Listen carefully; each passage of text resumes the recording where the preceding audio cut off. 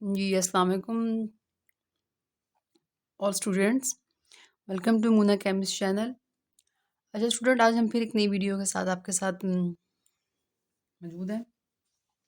हम लोगों ने आज डिस्कस करना है कार्बोहाइड्रेट्स की जो टाइप्स थी तीनों, जिसमें एक मोनोसेक्राइड्स था, ओलिगोसेक्राइड्स था और पॉलीसेक्राइड्स था। आपको याद होगा, जैसे मैंने पहले भी कहा था कि स्टूडेंट जब भी हमने आगे जाना है, पीछे वाला थोड़ा सा आपके माइंड सेट में होना लाजमी ज़रूरी है, वरना फिर इस तरह प्रॉब्लम होती है। डेफिनेटली मैं ये टॉपिक पढ़ाते पढ़ाते कोई भी क्वेश्चन नहीं पूछ सकता आपसे कि what are the carbohydrates and describe its classifications. So then you should write down the monosaccharides, oligosaccharides and polysaccharides. तो आज हम सबसे पहले ओलिगोसेक्राइड्स को डिस्कस करेंगे। किसको? Oligo oligosaccharides. This is the second type of the carbohydrates. तो student, अब इसमें हम लोगों ने ये इतना इम्पोर्टेंट क्वेश्चन तो नहीं है। इम्पोर्टेंट द मेन कि अगर मैं आपको हमें अगर पेपर डिज़ाइन करना होता है टीचर्स को कार्बोहाइड्रेट्स में, तो हम उसमें से ज़्यादा कोशिश करते हैं क्वेश्चन जो है वो मोनोसेक्राइड से डिज़ाइन हो जाए। लेकिन अगर हम नहीं वहाँ से देना चाह रहे हैं या हमें लग रहा है कि भाई बहुत दफ़ा दे दिए गए हैं, तो अब थोड़ा सा चेंज करना है, तो फिर हम ओलिगोसेक्राइड्स में से क्वेश्चन देते हैं और वो भी सिंपल होता है कि व्हाट आर द ओलिगोसेक्राइड्स। तो स्टूडेंट, जब ये क्वेश्चन आ जाए कि व्हाट आर द ओलिगोसेक्राइड्स, तो उसमें आपने ना 2-3 बातें ही करनी होती हैं, ज़्यादा नहीं। फर्स्ट पॉइंट जो हमने इसके बारे में कहना है, ये जो ओलिगोसेक्राइड्स है ना, इसमें बेसिकली मोनोसेक्राइड्स की यूनिट मीन के मोनोसेक्राइड ही होता है, लेकिन कितना होता है? 2 to 9।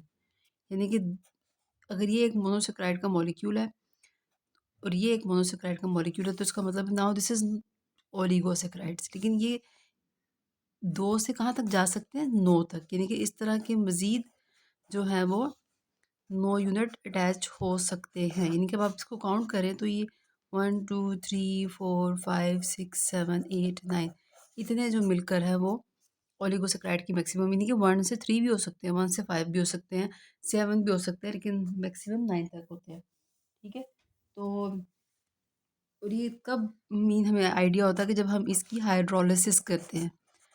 हाइड्रोलिसिस का मतलब है कि आपने इसको वाटर में, जो मैंने पहले भी समझा दिया था स्टूडेंट, कि हाइड्रो मीन वाटर और lysis mean break down, break करना। यानी कि जब हम ओलिगोसेक्राइड्स की हाइड्रोलिसिस करते हैं, then we have a monosaccharides, और उसकी मिनिमम मैक्सिमम जो क्वांटिटी है वो 2 to 9 है। क्लियर? उसके बाद इसकी क्लासिफिकेशन आ जाती है।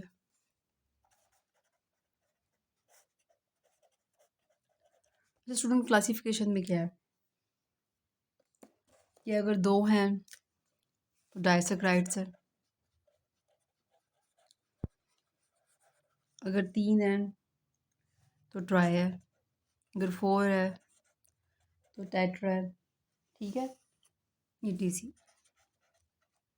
सारी बात है, अगर 2 हैं तो डाई है, ट्राई है, ट्रेट्रा है, मीन के उनके नाम पर हमने किया है। डाई ट्राई को रिप्रेजेंट करता है, ये 2 को रिप्रेजेंट करता है, 3 को, 4 5 इसी तरह पेंटा 6 हेक्सा। ठीक हो गया? और इसके अलावा ये डिपेंड करता है कि जाहिर बात है जितने ये होंगे हाइड्रोलिसिस में, हमें उतने ही मोनोसेक्राइड्स भी मिल जाएंगे। फिर इसके अलावा ये जो इसकी सबसे मोस्ट इम्पॉर्टेंट किस्म है, इम्पॉर्टेंट एग्जाम्पल जो हम डिस्कस करते हैं ओलिगोसेक्राइड्स की, दैट इज़ द सुक्रोज। क्या है? सुक्रोज। इसका नाम ज़रा थोड़ा आसान है, मुश्किल नहीं है। ठीक हो गया? सुक्रोज। ठीक है? तो आप सुक्रोज का फार्मूला देखिए क्या है जनाब। फार्मूले से आपको आइडिया हो जाए ना, C12H22O11, C12H22O11। ये इम्पोर्टेंट है, एमसीक्यूज इसमें से ये इम्पोर्टेंट एमसीक्यूज है, याद रखिएगा। अब देखिए, ये बेसिकली डाइसेक्राइड है। हमने इसकी क्लासिफिकेशन जब पढ़ी, डाई ट्राई टेट्रा, तो हम उस सब में से एक एग्जांपल लेके डिस्कस करें, दैट इज सुक्रोज। और सुक्रोज जो है वो बेसिकली डाइसेक्राइड है, यानी कि इसका मतलब है कि इसमें मोनोसेक्राइड सिर्फ 2 हैं। और अगर एक मोनोसेक्राइड की बात करूँ तो स्टूडेंट वो क्या था, आपने मुझे बताया, कल हमने डिस्कस किया था ना, एक मोनोसेक्राइड बेसिकली क्या था? C6H12 H12O6। क्लियर हो गया? ये एक मोनोसेक्राइड है। जब इस तरह के दो मिलेंगे C6H12O6, तो डेफिनेटली ये भी मोनो है। ये दोनों अब जब आपस में कंबाइन हो रहे हैं तो C6H12 होता है ना, ठीक है।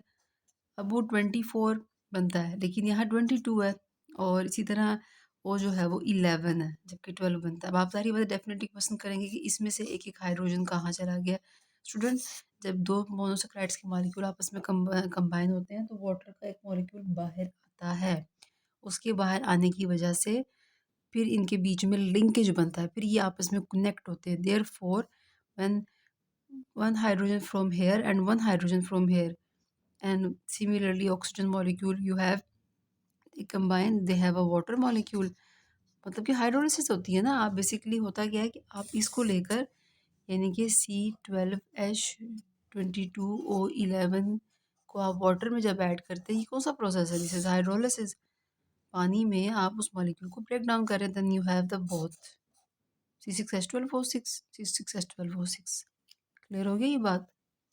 ठीक हो गया।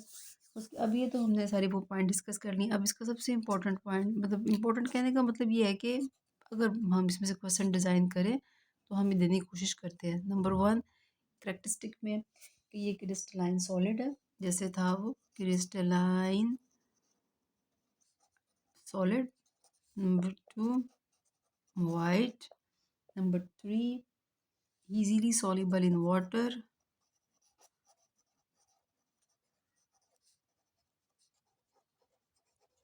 ठीक हो गया। और ये भी टेस्ट में स्वीट होते हैं, और ये तकरीबन रिड्यूसिंग भी होते हैं और नॉन रिड्यूसिंग भी होते हैं। अब आप देख सकते हैं ये सारे इसके बारे में है था जो मैंने डिस्कस किया है। तकरीबन आप अगर इनकी हेडिंग्स को चेक करें तो आपके पास एक हेडिंग उसकी डिफिनेशन के बारे में, फिर क्लासिफिकेशन के बारे में, फिर इंपॉर्टेंट एग्जांपल्स हैं, और फिर लास्ट में एग्जांपल्स की डिस्क्रिप्शंस है। फिर हमने फिर कैरेक्टरिस्टिक को डिस्कस किया। ये ओवरऑल ओलिगोसैकेराइड्स के बारे में हमने आपको बता दिए। क्लियर हो गया? आई होप सो कि आपको ये समझ आ गया हो। अब जो मेरा नेक्स्ट पॉइंट है वो नेक्स्ट वीडियो में इंशाल्लाह डिस्कस होगा, दैट इज़ द पॉलीसेक्राइड्स। वो इंपॉर्टेंट है, ठीक है ना, निस्बत ओलिगोसैकेराइड्स के। लेकिन पढ़ना तो बच्चे सब कुछ होता है ना, ऊपर से आपका तो सिलेबस वैसे भी बहुत पहले से आप समझ लें कि आसान कर दिया गया आपके लिए। कई ऐसे पॉइंट्स थे जो पहले स्टूडेंट पढ़ते थे, लेकिन ये कोविड-19 की वजह से आपके सामने ही है कि आसानी पे आसानी होती जा रही है। पर उस आसानी का फिर आप फ़ायदा उठाएँ ना, मीन के फिर सब कुछ पढ़ें, कुछ भी ना छोड़ें और मेहनत करें। ठीक है? ओके, अल्लाह हाफ़िज़।